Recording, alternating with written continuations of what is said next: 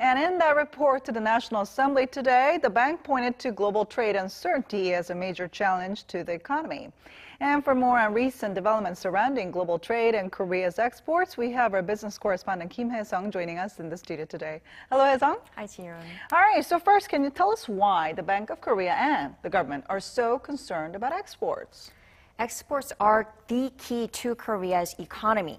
Last year, Korea's economy grew by 3.1%, passing the 3% mark for the first time in 3 years thanks to exports. They hit an all-time high of $573.9 billion, accounting for about 2/3 of Korea's GDP. In the first half of this year, Korea continued this export growth momentum, shipping $297.5 billion worth of goods, another record high and an increase of 6.6% on year. But when you look at the specific numbers, you see how it's very reliant on one product, semiconductors. Take a look at this graph. Semiconductor exports increased by nearly 43%, followed by machinery and petrochemical exports. But most of Korea's other leading exports, like ships and home appliances, fell by double digits.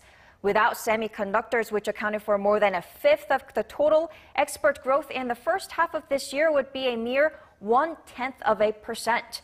With chip makers cutting down on facilities investment and the industry possibly nearing the end of the 2-year semiconductor supercycle that started in late 2016, Korea's export growth could actually fall sharply if semiconductor exports start to slow down.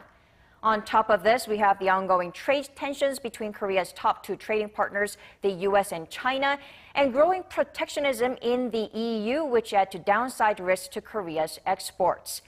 As an export-driven economy, Korea ranked 6th among countries most at risk from a trade conflict between Washington and Beijing, showing how vulnerable it is to global trade environment.